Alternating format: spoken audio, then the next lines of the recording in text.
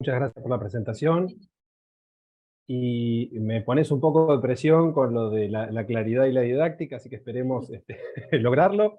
Ese sería el objetivo. La idea es que lo podamos hacer lo más ameno posible. Voy a tratar de ser justamente como lo pide Rosana o como lo anunciaba de una manera claro. Obviamente nos toca un tema que es complejo y las dificultades que se dan con este tema tienen que ver con que quizás muchas veces la intuición nos lleva a razonamientos que no necesariamente se compadecen con lo que técnicamente resulta razonable en materia de previsión y seguridad social. Y uno de los grandes problemas que tenemos para entender estas cuestiones es que nos faltan conocimientos básicos porque en nuestra formación no tenemos a lo largo de nuestra formación formal, digamos, no tenemos educación previsional. Mientras hay otros países que tienen educación previsional desde el jardín de infantes y hasta la universidad, en nuestro país difícilmente alguno de ustedes haya tenido quizás alguna materia donde esto se trate con profundidad o al menos de manera introductoria. A mí no me pasó en ningún momento tampoco y me interioricé, me especialicé en el tema a partir del ejercicio profesional. Entonces, obviamente es un desafío tanto para ustedes como para mí. Por un lado, para mí, tratar de hacerles llegar este tema y que resulte entendible, y ustedes, digamos, abrir la cabeza a reinterpretar algunas cuestiones que quizás teníamos con preconceptos y tratar de ahora razonarlas de otro modo para tratar de entender en conjunto cómo va. Y por supuesto quedo a disposición luego para que podamos resolver las dudas que tengan. Bueno, si les parece bien, voy a compartir pantalla, así vamos a ir siguiendo lo que yo voy a ir hablando, voy a ir explicando con un PowerPoint, ¿sí? Así lo vamos viendo todos. Un segundo, acá está. No. Ahí entiendo que lo deberían estar viendo, o ya está por aparecer. Sí, correcto. Bien. El tema que vamos a hablar concretamente lo titulé, por ponerle de algún modo, parámetros de suficiencia y sustentabilidad. Es decir, aquí vamos a tratar de conversar sobre qué cuestiones debiera tener un sistema previsional para ser considerado suficiente y qué es, en parámetros internacionales, la suficiencia, y a la vez entender otro concepto que está íntimamente relacionado y que necesita ser conjugado con la suficiencia, que es la sustentabilidad. Entonces, en este contexto, lo que primero me parece que tenemos que hacer es comprender, digamos, qué plataforma jurídica estamos utilizando para analizar esta cuestión. Porque claro, ustedes podrían pensar, bueno, lo que yo tengo que ver es lo que dice la ley de mi caja. Claro, pero la ley de la caja no puede estar aislada de un contexto normativo mayor, porque en definitiva, tal como ocurre con nuestro ordenamiento jurídico en general, las normas tienen interrelaciones con otras normas del mismo nivel o de diferentes niveles. ¿Sí? Así como están eh, los, mm, la ley provincial, están las leyes nacionales, están los tratados, está la constitución provincial, está la constitución nacional, y tiene que haber un juego armónico en estas normas, pero a la vez puede haber, digamos, por una cuestión de prelación normativa y de ubicación en esa pirámide jurídica que a veces hablamos los abogados, hay normas que tienen que estar de acuerdo a lo que la norma superior establece. Entonces, en ese contexto, desde hace ya muchísimos años, no resulta irrelevante o intrascendente lo que el Estado nacional, lo que nuestro país se compromete a otorgar o a reconocer como derechos en el ámbito del derecho internacional.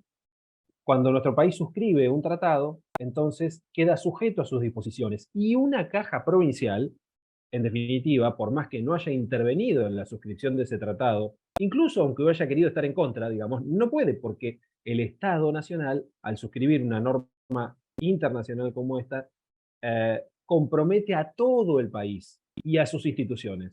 Y ante un eventual incumplimiento, hace responsable al Estado por responsabilidad internacional, digamos, por no haber cumplido ese tratado. Bueno, entonces, una vez entendido esto, vamos a ver una norma que considero fundamental, entre tantas otras que quizás hay en el ámbito del derecho internacional, que es el convenio 102 de la OIT, fíjense, del año 52.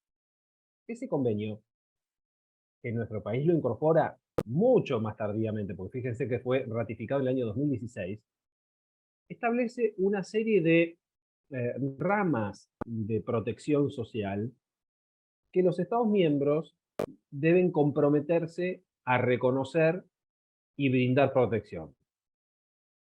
Ahora, de esas 9 ramas, hay un mínimo, ¿sí?, de 3 que tenían que los estados cumplimentar como mínimo, deben comprometerse a implementar estas, y el Estado argentino decidió, digamos, tener un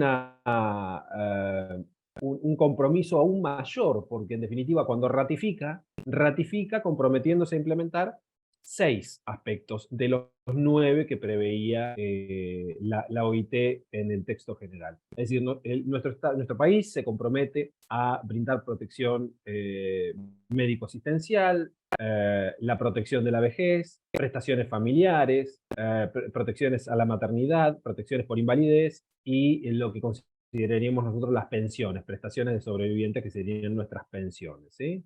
Eh, en este contexto, entonces, cuando empezamos a ver, digamos, cómo regulan en ese contexto internacional esas prestaciones por vejez, ahí vemos que, digamos, una de las cuestiones que tiene que prever el ordenamiento, la norma que rija esa caja en particular, digamos, es que la vejez tiene que prever una supervivencia que esté más allá de una edad determinada. Es decir, no puedo decir, yo cubro a la persona en la etapa de acogimiento al beneficio jubilatorio hasta los 70 años, ¿sí? O hasta los 80, hasta los 90. No, no. Esta contingencia de, que implica la protección por vejez está determinada por la disminución de la capacidad laborativa que tiene la persona derivada de la edad, y entonces en función de que tiene menos posibilidades de trabajar o de trabajar en las mismas condiciones que lo hacía antes, resulta evidente que a medida que pase el tiempo, la necesidad va a ser mayor y no menor. Con lo cual, si la protección fuera menor o fuera hasta determinada edad, dejaríamos descubierta a una persona, con lo cual se vulnerarían claramente sus derechos. Ya en el año 52, la OIT decía que la edad prescrita para el acceso al beneficio jubilatorio no debía ser superior a los 65 años. En ese contexto, donde la expectativa de vida, por supuesto, era muy inferior a la actual. O sea, estamos hablando hace 70 años de esta norma internacional. La mayoría de las cajas para profesionales, les diría que más o menos, no recuerdo bien en este momento, pero si eran alrededor del 80% de las cajas, tienen ya regulados 65 años en forma uniforme entre hombres y mujeres, y el resto básicamente continúan con 60, salvo una caja que tiene 63 años.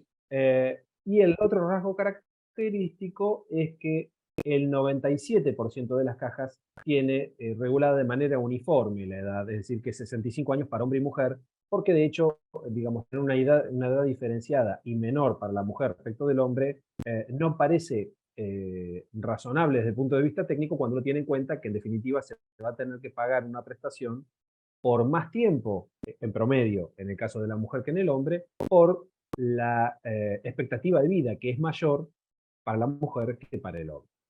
Entonces, en ese contexto, eh, ya esto se planteaba como una exigencia de la OIT, que lo que preveía es que eventualmente, en función del tipo de trabajo que se realizara o de que se tratara, el trabajo que realizaba la persona previo al acceso a la etapa jubilatoria, podía llegar a preverse una mayor edad de manera puntual, ¿no es cierto? La verdad es que hoy en el mundo la tendencia va siendo a ir de manera gradual aumentando el estándar, que hoy es 65 en todos los países del mundo, el estándar es 65, aumentarlo gradualmente quizás a 67 años en promedio, aunque hay otros países que están optando por por otra posibilidad, que es, en vez de aumentar obligatoriamente la edad de acceso al beneficio a más de 65, lo que hacen es permitir que se continúe trabajando más allá de los 65, es decir, no obligarlo a jubilarse, e incrementar a la vez la cantidad de años de aportes exigidos. Porque, ¿qué pasa? Si antes la expectativa de vida posterior al acceso a la jubilación no superaba los 10 años, y a medida que pasa el tiempo va llegando a los 20 o a los 30 años de supervivencia de la persona, la necesidad de protección es mayor, pero a la vez el compromiso económico que esa mayor expectativa de vida supone para el sistema es mayor. Con lo cual, muy probablemente cuando la persona empezó a aportar, los aportes que realizó durante la etapa activa no resultan para nada suficientes como para garantizar el cobro de los haberes a lo largo de esa vida mayor que afortunadamente vamos teniendo en cuanto al tiempo, por los progresos de la medicina, por una mejor alimentación, por los cambios en las condiciones de vida y demás.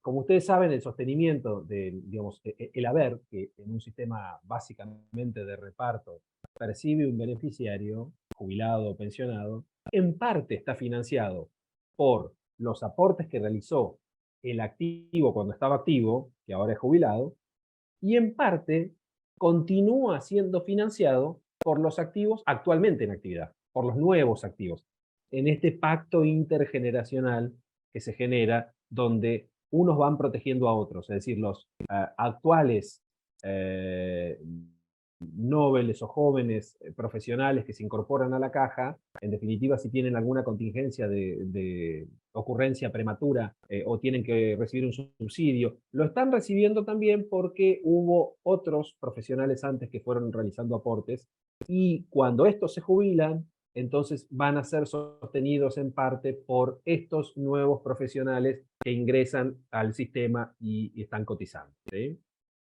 Bien, vamos a pasar. Otra cuestión que prevé el convenio 102 es la posibilidad de que se contemple la suspensión del beneficio si la persona realiza actividades remuneradas. Es decir, por ejemplo, si decide retomar, en nuestro caso sería, si decide retomar la profesión, reactiva la matrícula, pero entonces podría ser posible que el sistema prevea la incompatibilidad entre el goce del haber y continuar en la actividad. En cuanto a la prestación por invalidez, llamada en el convenio OIT, o que podríamos llamar prestación por incapacidad, ¿no? Una de las cuestiones importantes es que lo exige también, ¿sí? Eh, pero, digamos, eh, lo que permite también esta norma es que se prevea la posibilidad de otorgar una protección contra la incapacidad siempre y cuando la persona haya cotizado un mínimo de 15 años, ¿no?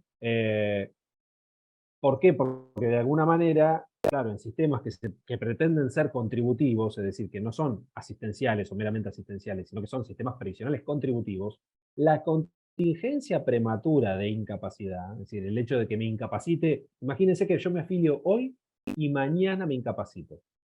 Yo no coticé nada al sistema, no realicé aportes posiblemente. Estoy activo, no estoy en mora porque todavía no me venció ninguna obligación, sin embargo, me incapacito hoy y el sistema me tendría que soportar, digamos, a lo largo de toda mi vida. Y eso obviamente pesa, digamos, esa prestación va a ser soportada por todos los activos. ¿Sí? Entonces, lo que la OIT está contemplando en este razonamiento es, bueno, otorguemos esta cobertura, por supuesto, porque estaríamos otorgando una cobertura antes de la edad prevista normalmente por la jubilación ordinaria, pero exijamos como mínimo 15 años. Y también admite que si eventualmente tuviera menos años, lo que podría tener es una prestación reducida, porque obviamente está menos financiada todavía. Por supuesto que siempre, siempre, una prestación por incapacidad va a ser parcialmente contributiva, digamos, porque evidentemente no se cumplió el ciclo completo que técnicamente se previó al momento de hacer el esquema del sistema previsional, que uno dice, bueno, si aportás 65 y 35, entonces yo te voy a poder pagar un haber determinado. Una postilla sobre el tema, ya que digo 65 y 35. Cuando No da lo mismo, digamos, que un sistema exija 35 que 30 años de aportes o 65 que 60. En un caso tengo menos años de aportes en el sistema para financiar la prestación. Y en el otro caso tengo más cantidad de años de prestaciones a otorgar porque permito que se jubile antes. En cualquiera de los dos casos, en definitiva, lo que estoy haciendo es dos cuestiones. O bien voy a tener que aumentar el esfuerzo aportativo que le exijo a los activos, o voy a tener que reducir el nivel de la prestación que otorgo. Porque con menor cantidad de requisitos exigibles, evidentemente no puedo ofrecer una prestación mayor sin afectar la vida de la caja. Es decir, para que siga la caja otorgando prestaciones, la caja tiene que mantenerse en el tiempo, ¿no? Y evidentemente cuando se ofrece más de lo que puede ofrecer, porque no tiene recursos para hacerlo, porque técnicamente no es viable, entonces la caja va a tender a desaparecer. En cuanto a la pensión, acá hay cuestiones interesantes que son bastante diferentes a lo que nosotros vemos en nuestro país con regularidad, ¿no? Porque fíjense que una de las cuestiones que establece es, bueno, podría condicionarse el otorgamiento de la pensión, ¿sí? En caso que el pensionado o pensionada tuviera forma de procurarse su propio sustento. Es decir, si tiene un ingreso, tendría que brindarle una pensión o en su caso debería hacerlo de manera vitalicia. Porque esto quizás suena raro porque estamos acostumbrados a ver una pensión en nuestro país sin limitaciones, pero esto está cuestionado y está, digamos, incluso ha sido modificado en el mundo, ya en muchos países. Esto viene de larga data. Si nosotros pensamos, digamos, en términos de la historia de la previsión y la seguridad social, no tiene más de 120 años, ¿sí? 130 años la previsión social como concepto. Antes de esto, ¿qué pasaba? Incluso no tan antes, un poquito después también. La persona cuando llegaba a una edad madura, con merma de sus capacidades para seguir trabajando, era sostenida, si es que sobrevivía, por su familia. Y eventualmente, si había logrado formar un ahorro personal propio, bueno, tendría cómo sostenerse. Eh, y en ese mismo contexto, cuando empieza a surgir la previsión social, normalmente en cada familia existía un trabajador y normalmente ese trabajador era hombre. Con lo cual hablábamos de las pensionadas.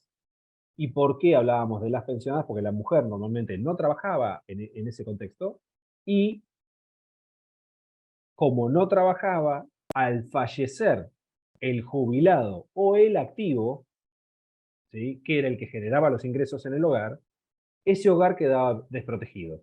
Entonces se entiende que existe la necesidad de otorgar una pensión. Ahora, no es la misma la situación de otorgarle una pensión a una persona que quizás hoy tiene 70 años que otorgarle una pensión vitalicia a una persona que quizás hoy tiene 35 años y está plenamente insertada en el mercado de trabajo. Lo que en algunos países se está analizando o se está implementando es prever una prestación de pensión que de alguna manera esté condicionada a la edad del beneficiario de la pensión y a la capacidad que tiene de procurarse su propio sustento. Si esta persona, para hacerlo más claro, vamos a poner un ejemplo. Digamos, si a los 70 años yo pretendiera que el cónyuge supérstite, el que sobrevivió, ¿no? Luego del fallecimiento de la pareja, si pretendiéramos que el que sobrevivió se incorpore al mercado de trabajo, evidentemente sería bastante complejo. Eh, y a la vez, en el caso de una persona de 35, como habíamos puesto en el ejemplo, que probablemente esté insertada en el mercado de trabajo, también debemos tener en cuenta que esto no quiere decir que no necesite quizás la pensión.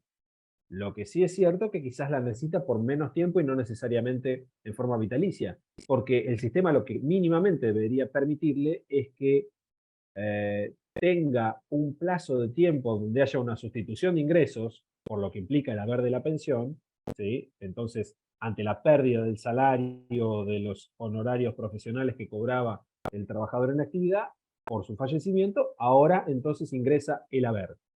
Y permitirle por un periodo de tiempo, 5 años, 10 años, lo que se estipule, como para que esta persona readecue, ¿sí?, la realidad económica y de consumo y de ingresos familiares a esta nueva situación que tiene luego del fallecimiento, reacomodando a la familia.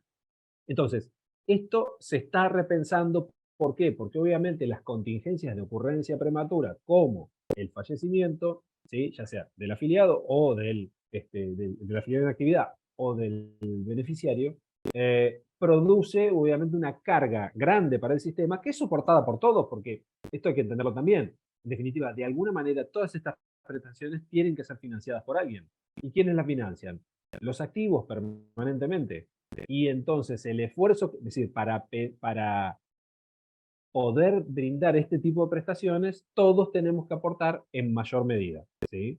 O dicho de otra manera, si nosotros reacondicionáramos, readecuáramos este tipo de prestaciones, podríamos o bien mejorar el nivel de las prestaciones ordinarias, o bien exigir un poco menos a los activos al momento de aportar, ¿sí? Eh, bueno, acá habla de que en cuanto a las prestaciones, prevé y admite como constitucional, digamos, que haya un tope a las prestaciones, es decir, que no, uno no pueda cobrar, eh, digamos, un haber sin límite, ¿no? Esto en todas las legislaciones del mundo, en definitiva, más allá de que puede haber distintos niveles de haberes previsionales, se prevé siempre un tope que se considera como un número, entre comillas, razonable para que la persona viva, porque lo que se pretende no es sustituir el salario por un haber jubilatorio que sea de igual entidad, sino que lo que se pretende es brindar un ingreso sustitutivo del salario que permita mantener unas condiciones de vida dignas.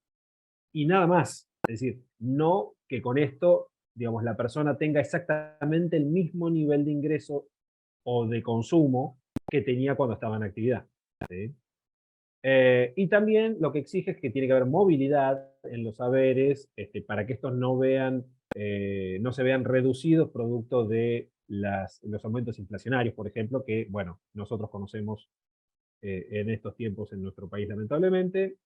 Y también la necesidad de realizar estudios actuariales periódicos para ir evaluando y reevaluando cómo van incidiendo los cambios demográficos, los cambios en nuestro caso del ejercicio profesional, de la economía, ¿sí?, del mercado laboral, en lo previsional, ¿sí? Ahora bien, esto vamos a pasarlo. Bien, cuando hablamos de suficiencia y de sustentabilidad, tenemos que diferenciar entonces estos términos. Por un lado, la suficiencia, quizás yo la encuentro en un punto contemplada en el artículo 14 bis de la Constitución Nacional, cuando nos dice que la Seguridad Social debe brindar la cobertura necesaria para asegurar la protección integral del beneficiario y su familia, ¿no? Acá lo que es quizás como una suerte de concepto jurídico indeterminado, ¿a qué nos referimos con protección integral? Bueno, este concepto de alguna manera lo tenemos que vincular con la primera pantalla que veíamos del convenio 102, que tiene que ver con esas ramas de protección, ¿sí? Asistencia médica, vejez, invalidez, muerte, incapacidad, que eran maternidad, esas contingencias que asumimos proteger. Porque integral, digo, es un término bastante amplio, ¿no? E indeterminado en cuanto a su contenido. Entonces creo que tenemos que leerlo en conjunto con el tratado o convenio de la OIT referido específicamente al tema. Y la sustentabilidad, según lo expresara quien fuera secretario de Seguridad Social de la Nación, implica que es algo que se puede sostener, que puede permanecer en el tiempo, manteniendo el equilibrio dentro de un conjunto complejo y conservando los principios fundamentales. Esto, en definitiva, es lo que tratábamos de expresar hoy en el sentido de el sistema, que es el que provee estas prestaciones, debe mantenerse vivo de forma tal de poder seguir brindándolas. Si lo ahogamos si le exigimos más de lo que puede dar, el sistema tiende a agotarse o a extinguirse. Entonces dejaría de brindar coberturas. La única manera que tenemos de aumentar el nivel de las coberturas es aumentar el nivel de recursos con el que cuenta el sistema para poder seguir generando las coberturas. Porque de alguna manera el sistema, cuando surge, va generando un fondo para arrancar ese pacto intergeneracional. Al principio va a tener muy pocas prestaciones que pagar y luego de cumplir un ciclo, en esos primeros 30, 35 años, van a empezar a tener los jubilados plenos y a partir de que va teniendo, entonces, con las cotizaciones que fueron haciendo en su etapa activa, más los aportes que siguen haciendo los actuales activos, va a poder pagarse esa prestación jubilatoria. Por eso es esencial la conformación de ese fondo de reserva, ¿sí? Porque de lo contrario sería imposible, si no estaríamos simplemente haciendo una especie de flujo de caja, ¿no? Me entran 100 y pago 100. Ahora, el problema es si no me entra, digamos, ¿cómo hago para pagar? Y comparen ustedes lo que se paga de prestación de aportes por año y lo que se paga de haberes por mes, que si lo multiplico por año, obviamente me da mucho más que lo que se paga de aportes. Si yo solamente me manejara, o sea, licúo el fondo de reserva y me tengo que manejar simplemente con el flujo de caja, lo más probable es que en poco tiempo la caja no pueda hacer frente a los compromisos que había tenido. Bien, entonces, hasta acá vamos a hacer un primer resumen para llegar a algunas primeras conclusiones. Digo, ¿cuáles son las condiciones para considerar que un sistema previsional sea suficiente y sustentable? Yo digo, acá hay tres cuestiones fundamentales. Tiene que haber un consenso de la sociedad o de la comunidad de que se trate, del colectivo, en este caso odontólogos, respecto del propósito del sistema y de su contenido, ¿no? Y la cobertura que se propone tiene que ser considerada también justa y necesaria. Y ese colectivo tiene que estar dispuesto a financiarla, porque si no, entonces no cotizaría, no aportaría y evidentemente esto fracasaría. Ahora, para que pueda ser suficiente y sustentable, entonces necesitamos calidad de prestaciones, cantidad de prestaciones y fundamentalmente educación previsional, porque la educación previsional es lo que nos va a permitir entender si hay calidad o cantidad de prestaciones y a la vez entender la necesidad del financiamiento adecuado. Si no tenemos educación previsional, evidentemente no vamos a entender necesario el sistema. ¿Por qué? Porque piensen que seguramente esto les ha pasado o lo han escuchado. ¿Para qué voy a pensar en la jubilación si total me faltan 30, 40 años? Entonces eso ya va a venir en algún momento, claro, pero cuando viene es tarde, porque no lo pensé en su momento. Y cuando pienso esto, pienso que en definitiva no necesitamos el sistema previsional porque es algo que a mí no me va a pasar o que me va a pasar en algún momento y en ese momento ya veré, entonces no nos preocupamos ni consideramos justo y necesario financiarlo, o sea, aportar. Y entonces la propuesta no, la cobertura propuesta no considero que la necesite hoy. Entonces tampoco estoy dispuesto a aportar. Y es un círculo vicioso. En definitiva, no voy a reunir esas condiciones porque al desconocer cómo funciona, para qué sirve, entonces creo que le voy a escapar a la lógica. Y la verdad es que alguna de las tres contingencias básicas nos va a ocurrir. O la vejez, o la incapacidad, o la muerte, pero alguna de las tres a lo largo de nuestra vida laboral nos va a ocurrir. No le vamos a escapar a eso. Puede ocurrir más tarde o más temprano, pero esto es, de alguna manera, podríamos hacer la analogía con el seguro del auto. Y es más probable que no choquemos que no ocurra alguna de estas contingencias. Porque quizás, por ejemplo, en mi caso, yo hace 24 años que no choco. No quiere decir que nunca más voy a chocar, pero quizás sí, digo, en 24 años no choqué.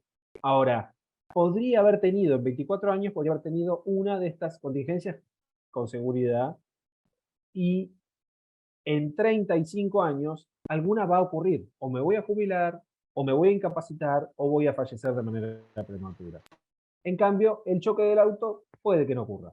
Y sin embargo, nosotros aseguramos nuestro auto para cubrirnos de esa contingencia. También yo podría pensar, bueno, si no me ocurrió en 24 años, gasté quizás un montón de dinero y lo tiré. Claro, pero yo estoy tratando de proteger mi patrimonio ante la ocurrencia de la contingencia, porque si ocurre, y que puede ocurrir más de una vez, obviamente las consecuencias son peores. Bueno, cuando ocurre la contingencia, si yo no tomé los recaudos de participar activamente y de cotizar un sistema, lo que va a ocurrir es que no voy a tener forma de quedar protegido, salvo que haya tenido la suerte de que mi familia pueda hacerse cargo de mí, o de que yo haya podido, quizás con el tiempo y porque me fue muy bien en el ejercicio profesional, generar un ahorro propio, privado, personal, que me permita garantizar mi sustento.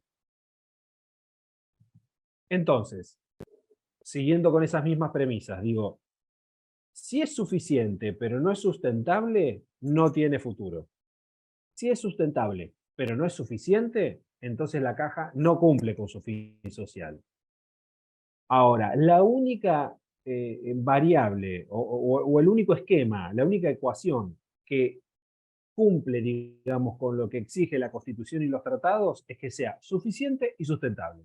Si no, tendremos que hacer algún ajuste. Suficiente, entonces, en cuanto a cantidad y calidad de prestaciones, sustentable en el sentido de que reciba el sistema el financiamiento adecuado para poder cumplir con esa cantidad y calidad de prestaciones.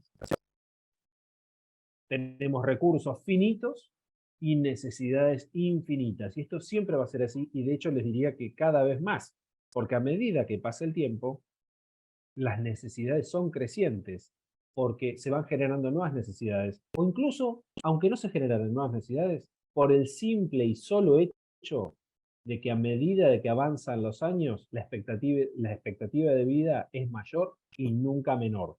Solamente en la historia o en este último siglo encontramos un caso que fue la pandemia justamente, donde hubo un leve decrecimiento de la expectativa de vida derivado de la pandemia tan particular del COVID. Pero en términos generales, a pesar de que ha habido diferentes situaciones complejas e incluso guerras a lo largo del mundo, la expectativa de vida siempre ha ido en aumento. Y esto, obviamente, mayor expectativa de vida implica la necesidad de cubrir por más tiempo las contingencias, por lo tanto, el sistema entra en tensión y esto genera la necesidad eh, de ver qué pasa con estos recursos, que son finitos porque obviamente, digamos, primero hay que ver si el aportante tiene mayor capacidad de aportar o no, o es el límite, por cuánto tiempo lo está haciendo, qué le estoy exigiendo, cómo, ¿sí? Pero evidentemente los recursos son finitos y es más, yo les diría algo, la realidad, la clave aquí está en el cómo aportamos y sobre qué base aportamos y nuestra percepción subjetiva del aporte. ¿Y por qué les digo esto? Alguno de ustedes quizás trabaja o ha trabajado en relación de dependencia. Y si lo han hecho, quizás recuerde la sensación al mirar el recibo de sueldo. Cuando miraban el recibo de sueldo, ¿se fijaban sinceramente, a primera vista al menos, en todos los rubros? ¿O lo que miraban era sueldo a cobrar o neto? Esa es la que miramos todos, ¿sí? Lo que me viene al bolsillo. Ahora, la realidad es que el empleador a mí me pagó un sueldo bruto y después empezaron todos los descuentos. Y el descuento que paga, es decir, el descuento por seguridad social relativo a lo previsional exclusivamente, sin contemplar el tema de salud, implica para el trabajador en relación de dependencia un 11% de su salario bruto. Y el empleador aparte aporta un 16% sobre el bruto. Ahora, ¿qué pasa? Nosotros no pensamos en esos términos cuando trabajamos en relación de dependencia porque miramos el neto, miramos el sueldo a cobrar. En cambio, los profesionales, ¿cómo cobramos nuestros ingresos, los honorarios? Primero los recibimos de parte de cada uno de nuestros clientes, pacientes o como sea, y después empezamos con ese dinero que en realidad es bruto, empezamos a hacer los pagos, ¿no? Y pagamos el IVA, pagamos ganancias, pagamos bienes personales, pagamos los gastos del consultorio, pagamos los empleados, pagamos la caja, pagamos el colegio, y lo que nos queda es el neto. Ahora, ¿qué pasa? Es decir, la sensación, la percepción respecto de la cantidad es subjetiva, les decía hoy, porque si bien lo que ustedes aportan a una caja para profesionales es menos de lo que aporta un empleado en relación de dependencia, en cuanto a porcentual, se percibe como un esfuerzo mayor porque lo tengo que poner una vez que yo había ingresado ese dinero en mi bolsillo. Si a ustedes directamente les pagaran el neto, si sus honorarios fueran netos y ya viniera todo descontado, la sensación sería distinta. ¿Sí? O sea que ahí hay una cuestión muy subjetiva de percepción, de cómo se percibe ese aporte y el esfuerzo aportativo, cuando en realidad en otros sistemas, en otros esquemas es mayor y sin embargo ni lo miramos. ¿Sí? Fíjense, acá puse algunos factores que inciden en la sustentabilidad de una caja, ¿no? Y habría más cuestiones, pero para ir mencionando, la edad, la cantidad, es decir, la edad de acceso al beneficio, los años de aportes exigidos, cómo se financia, es decir, qué tipo de aportes se hacen, qué masa de aportantes tengo, es decir, quiénes son mis activos y cuántos activos tengo y cómo van ingresando esa cantidad de activos al sistema, la movilidad jubilatoria, la informalidad o formalidad del mercado de trabajo, las reservas que tenga el sistema, reservas actuariales financieras, ¿no? Que tenga el sistema. Vamos a ir viendo algunas de estas cuestiones en particular. Fíjense, respecto de la expectativa de vida, que se las vengo nombrando desde que arrancamos el día, acá les traigo un dato, ¿sí?, de Argentina del año 2019, publicado por el Fondo de Población de las Naciones Unidas. Y ahí ustedes pueden ver cómo la línea roja sería las mujeres, la línea azul serían los hombres. A lo largo de toda la curva, ¿sí?, la mujer siempre ha tenido una expectativa de vida mayor que en el hombre, que en el caso de los hombres, y la brecha casi nos da 5 años, ¿no?, de diferencia. Ahora la brecha es un chiquitín más chica, pero está en 4 años. Se ha achicado levemente en este último tiempo. Como hipótesis, algunos señalan que la brecha tiende a achicarse, perdón, a ver, se achica hacia el 2100, a 4 años. ¿Sí? Cuando nosotros vemos cómo estamos hoy, vemos una brecha que sigue siendo de por lo menos 5, entre 5 y 6 años.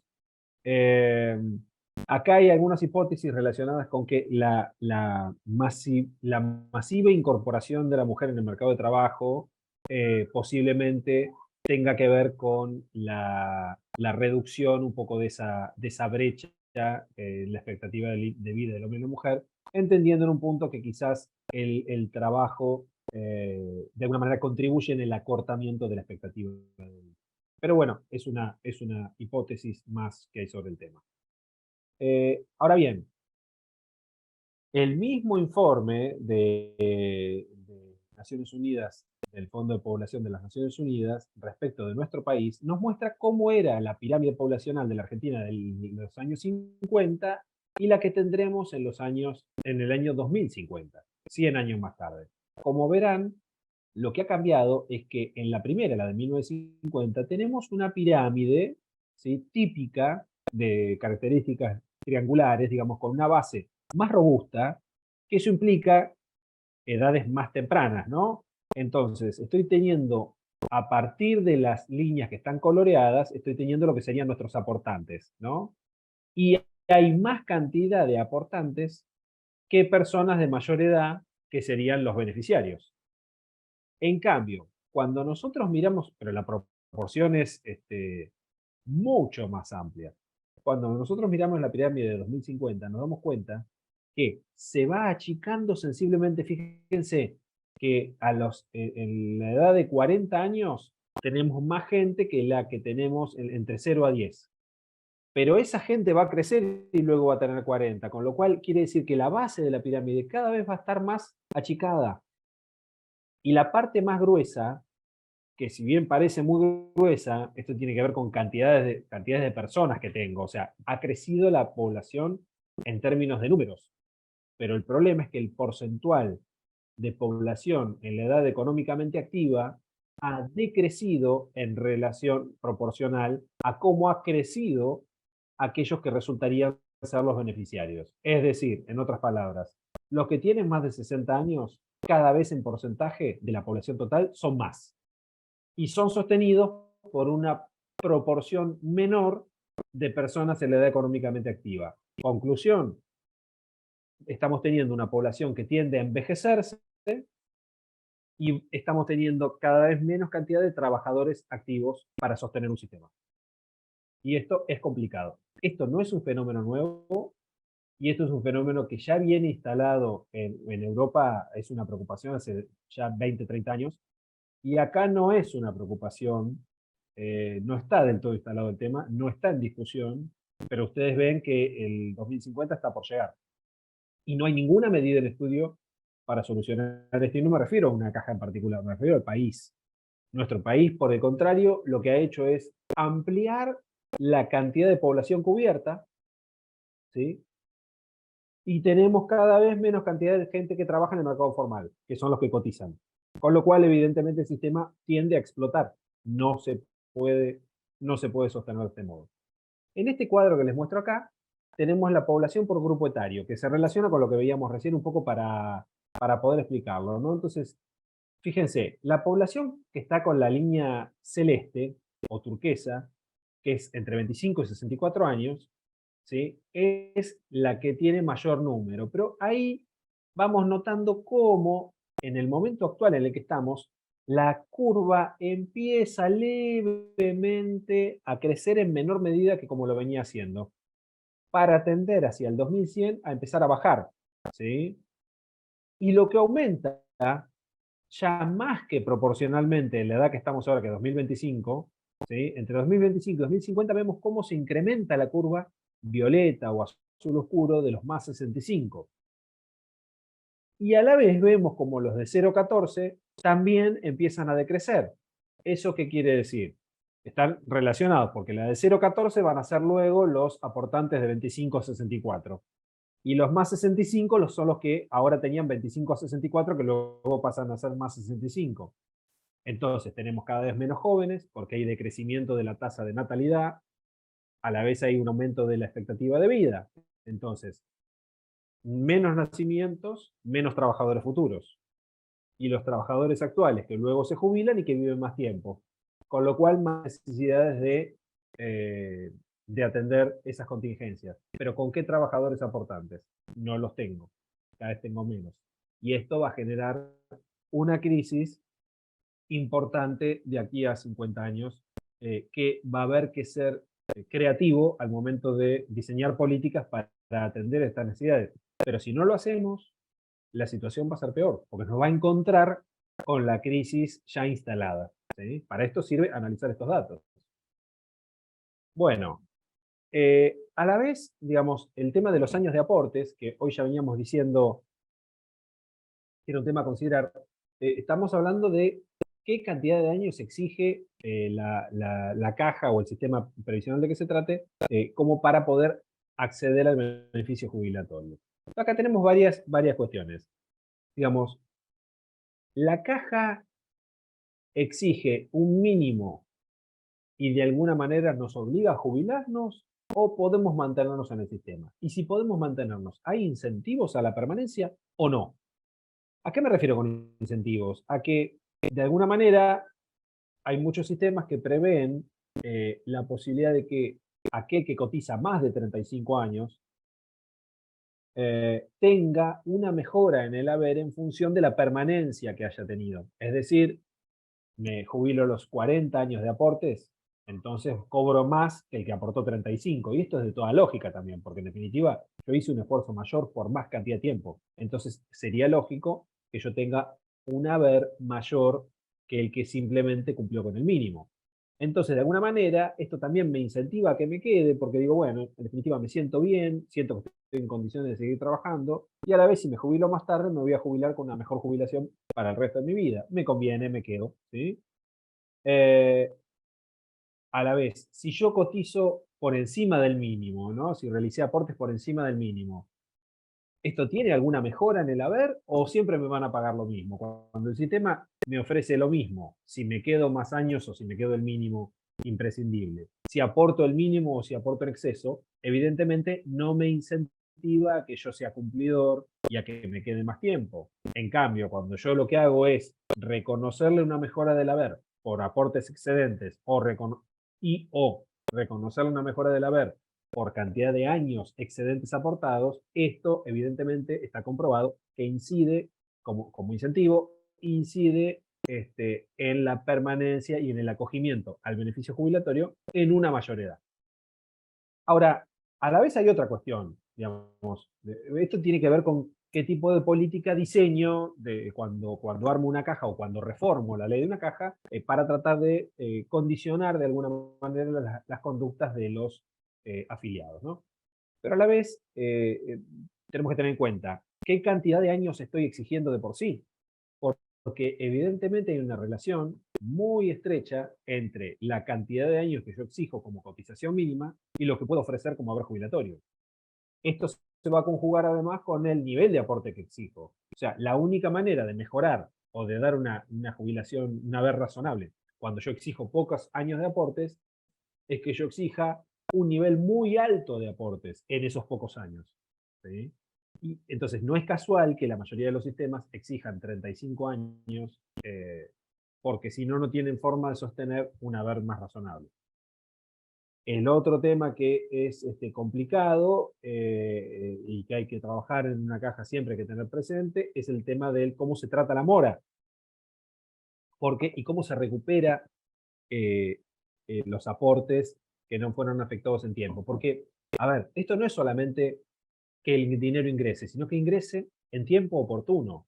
Porque esos aportes tienen que ser invertidos razonablemente y que en el tiempo estos aportes se vayan viendo incrementados, no solo que mantengan su valor en términos reales por efecto para que no tengan el efecto de la depreciación que produce la inflación, sino que a la vez tendría que tener un rendimiento por sobre la inflación, un rendimiento como rentabilidad financiera en términos actuariales. Es decir, esos valores invertidos en el tiempo me van a permitir financiar la prestación. Ahora, cuando yo no hago el aporte en tiempo y forma, me lo reclaman 5 años más tarde, y quizás el juez dice, bueno, usted lo paga, lo debe, se lo debe a la caja, pero lo tiene que pagar a una tasa pasiva, supongamos, que es la que se paga por un plazo fijo. Evidentemente, ese recupero de deuda va a ingresar a la caja, pero no sustituye el dinero que efectivamente debió haber ingresado,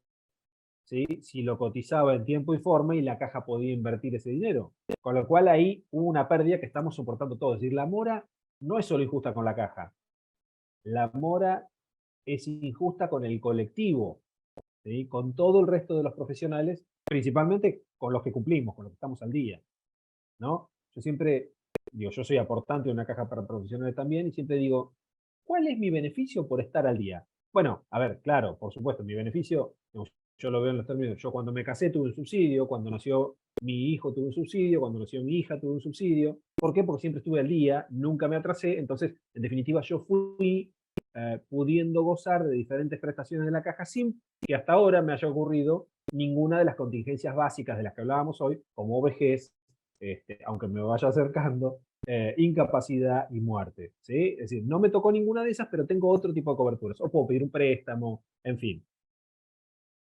Ahora, cuando la persona que está en mora y mantiene esta mora en el tiempo y luego lo que hace es ponerse al día, digamos, pero a valores irrisorios, en realidad también está perjudicando al todo el colectivo, porque esto impacta en lo que la caja luego puede ofrecer. ¿Cómo debería ser el recupero de deuda? Y la verdad que debería ser en términos actuariales, a valor actuarial. Es decir, uno tendría que poder evaluar hoy el monto que se había fijado de aporte. Imaginemos que hace 10 años ustedes tenían que pagar 1.000 pesos. Bueno, 1.000 pesos, ¿cuánto vale hoy actuarialmente? Es decir, si la caja, eso sería, si la caja hubiera podido invertir ese dinero a una tasa técnica del 4% por lo menos, entonces ¿cuánto da hoy? Eso se hace un cálculo financiero y nos da el valor, que no es lo mismo, por supuesto, es superior, ¿sí? Al valor que nos daría si simplemente lo que hacemos esos 1.000 pesos le aplico la tasa pasiva, porque queda absolutamente desfasado. La otra cuestión es lo de la exigencia de la cancelación de matrícula, ¿no? Que hoy les hacía mención. Evidentemente, cuando yo no exijo cancelación de matrícula, automáticamente todos llegarían a la edad y se jubilarían y seguirían trabajando. Pero a la vez entonces compiten en el mercado de trabajo profesional con el activo que aún no está jubilado, ¿sí? Que también está sosteniendo el pago de esa jubilación. Pero entonces, como la cantidad de demanda de trabajo es la misma, la tengo que distribuir, esa demanda de trabajo, en una oferta mayor. Jubilados que están activos y activos simplemente. Entonces, por eso, este es un tema complicado. Bueno, esto de la edad, ya se los dije. Mira, ahí está, me había equivocado y les dije 80. El 90% tienen el requisito uniforme y se generaliza el criterio de los 65 años en vez de los 60, ¿no? Bueno, miren, en cuanto al financiamiento, que también es una cuestión de los recursos que hace a la sustentabilidad del sistema, acá les traigo un cuadro que grafica cómo está financiada la ANSES. El SIPA es el Sistema Integrado Previsional Argentino, que nosotros lo llamamos normalmente la ANSES, como régimen jubilatorio nacional, ¿no? Entonces fíjense que ahí tenemos básicamente que están, por un lado, los trabajadores en relación de dependencia y por otro lado los autónomos. Para los autónomos o independientes tenemos el monotributo previsional y el régimen de autónomos clásico. Y lo que es en relación de dependencia tenemos los aportes personales del trabajador, las contribuciones patronales, y a la vez ahí empiezan entonces cómo se financian, además de con estos recursos, se financian con otros, porque a la vez cuenta con el Fondo de Garantía de Sustentabilidad, que tiene las rentas y la venta de esos títulos y acciones que tiene el Fondo de Garantía, los impuestos de asignación específica, o sea, tenemos tres patas del financiamiento: aportes personales del trabajador, contribuciones patronales y recursos tributarios. Y además estos otros, ¿no? Entre los recursos específicamente tributarios tendríamos los impuestos con asignación específica, como por ejemplo el impuesto de débitos y créditos, el impuesto a combustibles, el impuesto a los cigarrillos, y después tenemos la masa coparticipable, los aportes del Tesoro Nacional, una porción del IVA, en fin, todo eso va a financiar las prestaciones del ANSES. Pero además, otra característica, todo eso va a la misma bolsa y financia las prestaciones contributivas y las no contributivas. Es decir, la prestación por vejez que se otorga a toda persona por simplemente haber cumplido 65 años y no haya hecho aportes en toda su vida, se la llama jubilación, pero en realidad es asistencial, porque nunca cotizó al sistema y cobra casi lo mismo que el jubilado de la mínima, que cotizó 35 años al sistema.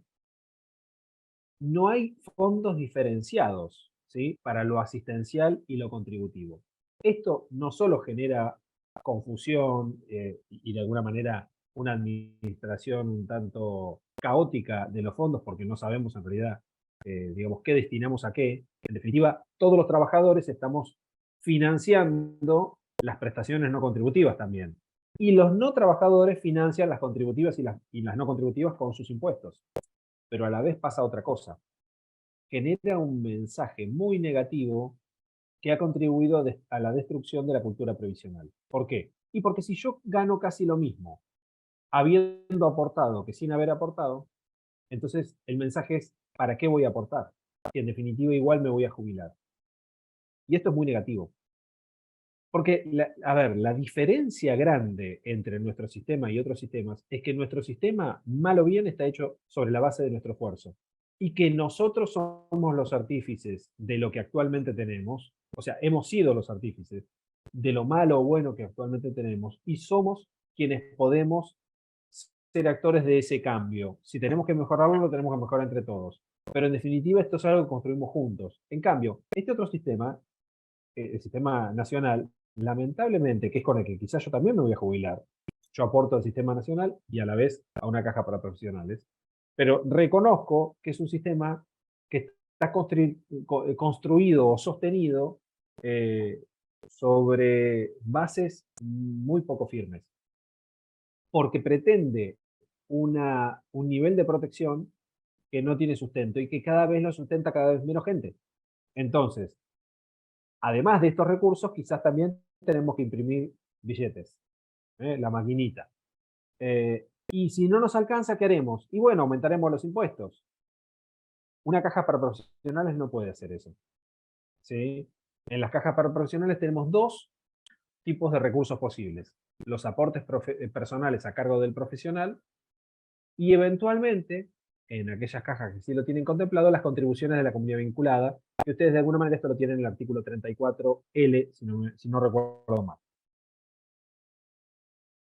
Eh, Ahora bien, entonces, acá tenemos un sistema que está en crisis, ¿sí? Pero el sistema previsional, digo, global, no una caja en particular.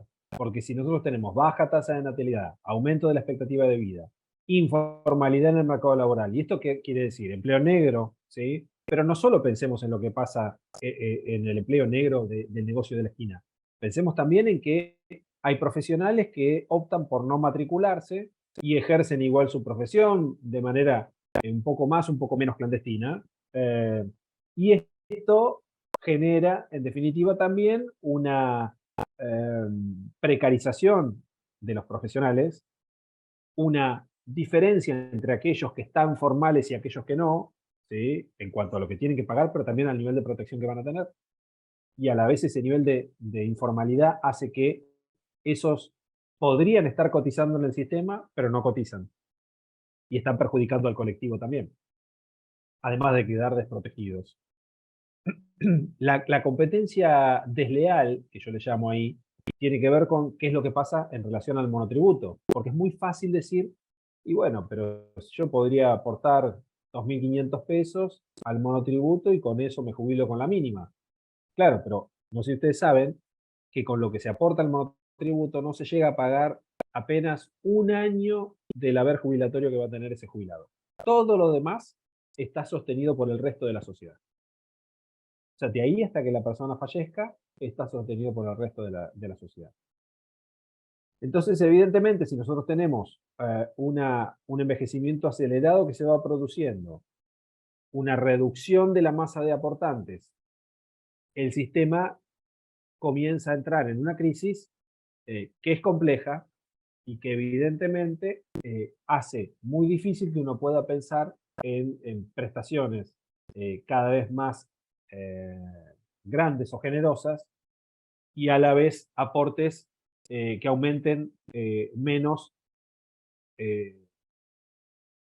es decir, no puedo aumentar más el haber y encima reducir más el aporte. Porque la ecuación, desde el punto de vista, el análisis desde el punto de vista técnico, nos da que tiene que ser todo lo contrario.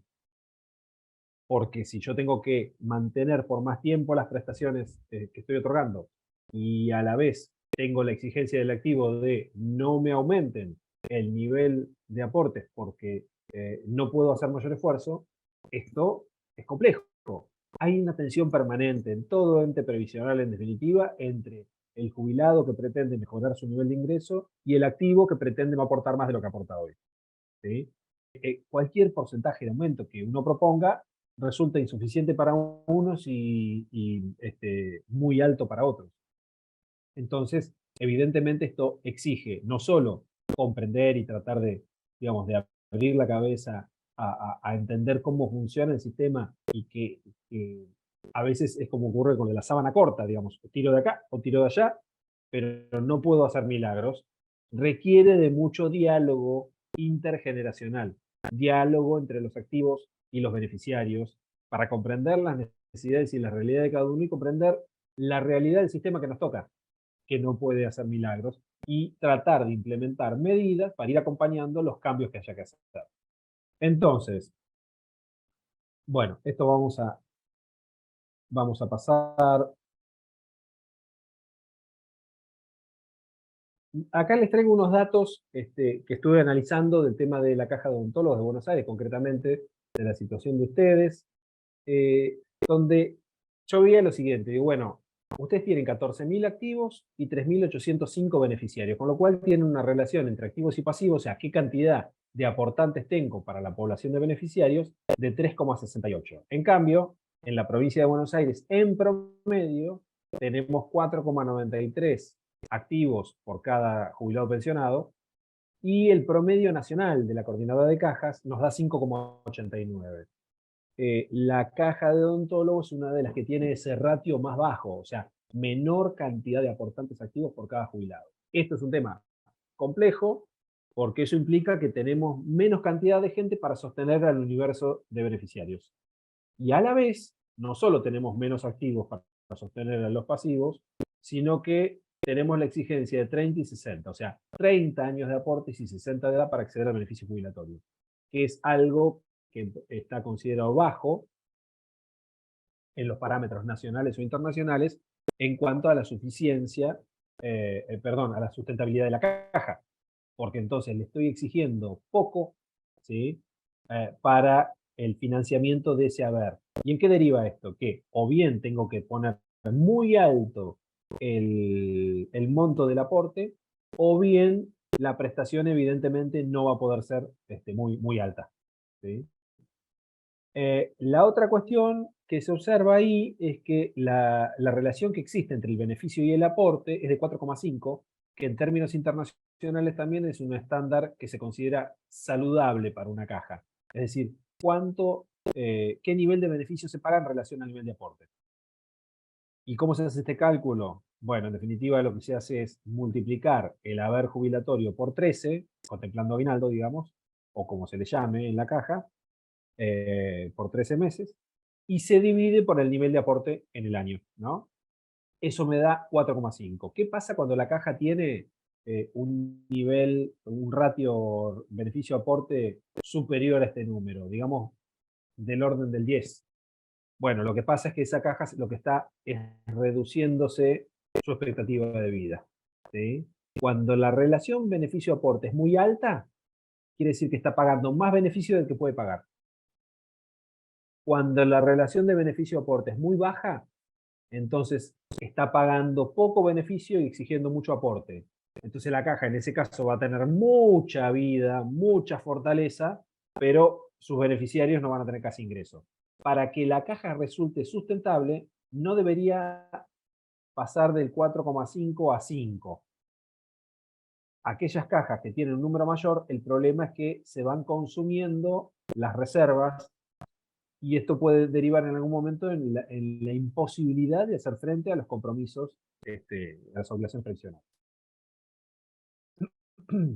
Otra cuestión que me parece interesante cuando miraba la ley de la caja de ustedes, es que ustedes tienen una modalidad de aportación que es mensual, que eso es algo positivo en comparación con otras cajas que tienen anual, porque cuando yo, digamos, con los niveles de inflación actuales, cuando yo determino una obligación anual, primero que hasta incluso psicológicamente la percepción de un número anual parece mucho más abultado, y encima, normalmente, digamos, en este contexto, lo más probable es que ese profesional no, no aporte el dinero de forma inmediata, sino que espere al vencimiento, al año.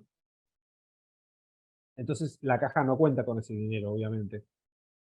En cambio, el mensual implica que todos los meses voy teniendo flujo de fondos en la caja. Y a la vez, para el profesional, se hace más fácil cumplir todos los meses, mes a mes.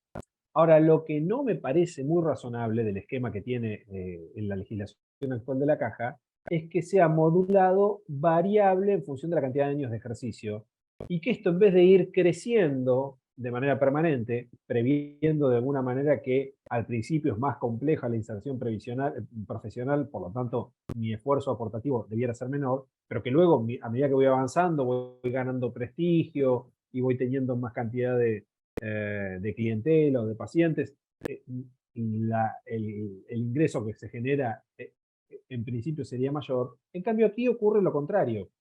Va variando de manera sinusoidal y en los momentos en los que pareciera ser de esplendor profesional, se produce un decrecimiento del nivel de exigencia de aporte. Eso no parece muy razonable y no parece tener un fundamento técnico. No es la única caja que tiene esta modalidad, hay otras, y por lo que veo me da la sensación de que incluso han copiado modelos entre sí en algún momento porque cajas de más o menos la misma edad tienen el mismo esquema y que no lo considero lo más adecuado. Después la otra cuestión que también me parecía de destacar es que ustedes tienen previsto, si bien tienen previsto un nivel de beneficio único, yo les decía que a mi modo de ver, respecto del principio de proporcionalidad, sería mejor pensar en niveles de beneficio por categorías, pero si ustedes tienen los complementos del haber por excedencia de años de aporte o de edad, y también el aporte del 34B y el 34L, que sería la contribución de comunidad vinculada, y el 34B creo que son las facturaciones que hacen ustedes por declaración jurada, si mal no recuerdo. Esto hace que, en definitiva, tengamos un ingreso por sobre la mínima, en función de los mayores esfuerzos que hicieron unos en relación a otros. Y esto también hace a la equidad del sistema. Porque, digamos, si yo pago más y voy a recibir lo mismo que el otro, no solo que eso no implica un incentivo, sino que a la vez resulta demasiado solidario con el resto y es poco equitativo con el que está haciendo un mayor esfuerzo. Entonces, es justo reconocer un complemento del haber en función de algunos parámetros como los que tienen ustedes acá. Por mayores aportes personales, por mayor cantidad de años aportados, por mayor edad o por la incorporación de la contribución de la comunidad vinculada. A la vez tienen otro factor que es interesante, que es la figura del agente de retención, ¿sí? Que esto no está en la mayoría de las legislaciones y permite de alguna manera que haya alguien que retenga aportes en la fuente cuando se genera el ingreso y que esto vaya directo a la caja, ¿sí? Eh, bueno, entonces ya para ir concluyendo, digo, además de todo esto que fuimos viendo, tenemos que tener en cuenta que encima esto se da en un contexto donde vamos teniendo un deterioro de la cultura previsional. No tenemos educación previsional. Tenemos confusión entre lo que son los sistemas contributivos y los no contributivos y los llamamos a todos del mismo modo. Resulta difícil la inserción profesional para los nobles y para los jóvenes profesionales, y a la vez, cada vez más vamos viendo un mercado de informalidad en el ejercicio de las profesiones. A la vez se va dando el fenómeno del ejercicio de la profesión de manera migrante, pero no solo por el traslado físico del trabajador que migra de una provincia a otra o de un país a otro, y que a veces lo hace de manera simultánea, es decir, que trabaja en dos provincias al mismo tiempo, sino que a la vez esto se da por la tecnología, o sea, donde la tecnología permite que yo trabaje y ejerza la profesión a distancia, y esto genera el fenómeno de que quizás yo estoy realizando una actividad en un lugar con un impacto en otra. Y entonces el problema ahí también es, bueno, ¿dónde estoy cotizando? ¿A dónde tendría que aportar? ¿A qué caja? ¿Estoy ejerciendo la profesión en otra provincia por el hecho de estar realizando esa actividad a través de un Zoom, por ejemplo, haciendo un asesoramiento profesional? Eh, entonces, estas cuestiones, digamos, van haciendo que la caja que quizás se tuvo en mira cuando alguna legislación se dictó hace 40, 50 años, no es compatible esa normativa con la caja actual y la realidad futura que tiene que contemplar. Porque la caja no tiene que estar pensada solo para resolver la situación de hoy, tiene que estar pensando en 100 años. Es decir, un ente previsional regula situaciones de mediano y largo plazo, no las de hoy solamente. Entonces, todas estas cuestiones deben ser analizadas por el colectivo, no es solo responsabilidad ni del directorio, ni del legislador. En definitiva, todos los que componen ese colectivo cubierto tienen que involucrarse en la problemática, comprenderla, comprender el desafío de las nuevas realidades de incumbencias profesionales, de cómo se puede hacer, y tratar así entonces de encontrar soluciones creativas, pero técnicamente fundadas para sostener el sistema y que esto siga funcionando en el tiempo y no deje desprotegido a nadie, ¿no? Bueno, eh, entonces, ya como conclusión, lo que digo es, tenemos necesidades crecientes, a la vez los niveles de cobertura insuficientes en cuanto a cantidad y calidad de coberturas que quizás brindamos, ¿no? Es decir, quizás no alcanzan al nivel de necesidades o de demanda que tenemos de la sociedad.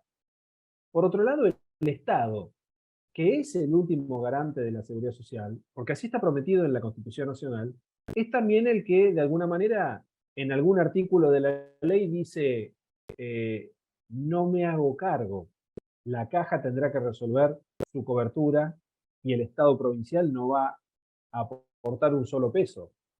Pero esa declaración, que se suele incluir en las leyes de las cajas para profesionales, la considero inconstitucional de por sí. Porque esto implica que el Estado ah, está delegando una competencia que le es propia, originaria del Estado provincial, y la está haciendo gestionar por una caja para profesionales que crea a través de una ley, y luego no la dota de los recursos suficientes. Y encima dice, si te hace falta más, no es mi culpa, no me pidas. Entonces, mientras algunos sistemas previsionales se sostienen con recursos tributarios y con emisión monetaria, con fondo del tesoro y demás, otros sistemas previsionales pretenden que solamente se sustente con el aporte personal del trabajador y eventualmente con algo de comunidad vinculada. Pero cuando en algunas cajas que no tienen la contribución de la comunidad vinculada van y le piden al legislador, incluyamos este recurso, el legislador quizás no entendiendo el tema, no lo incorpora. ¿Cómo pretendemos mejorar las prestaciones si no las financiamos adecuadamente? Y financiarlas adecuadamente no implica siempre exigirle al trabajador, al mismo, ¿sí? Fíjense, vuelvo al sistema de relación de dependencia. El 11% paga el trabajador en relación de dependencia y el 16% paga su empleador. Quiere decir que tenemos más o menos un nivel de aporte de 60-40, ¿no? El 60% del financiamiento, si tomáramos solo esas dos fuentes de financiamiento, vendría dado por los empleadores y el resto por el trabajador.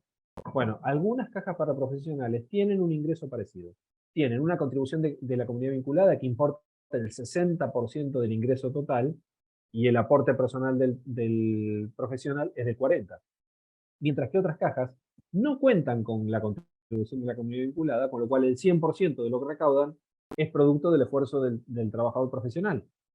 Bueno, el Estado a veces no se hace cargo de esta realidad y no se sienta con los profesionales para entender la problemática y ver que hay que financiarlo adecuadamente. Y si los profesionales lo entendiéramos plenamente esto, ayudaríamos a recaudar la contribución de la comunidad vinculada. Porque acá, evidentemente, cuando está prevista, hay una evasión o un intento de evasión grande, porque obviamente, digamos, no está en,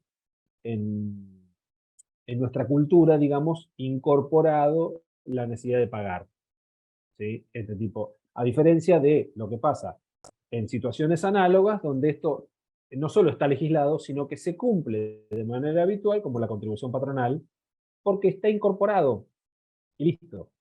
En nuestro caso, por estando incorporado, a veces cuesta que se cumpla, porque no está incorporado en nuestra cultura previsional, ¿sí? Bien, espero no haberlos aburrido, fue largo hasta acá. Veo que la cantidad de gente se mantuvo, eso es positivo, pero ahora les propongo, si quieren, dejarlo abierto a preguntas, a las consultas que puedan haber quedado, si algo no quedó claro, y estoy a disposición.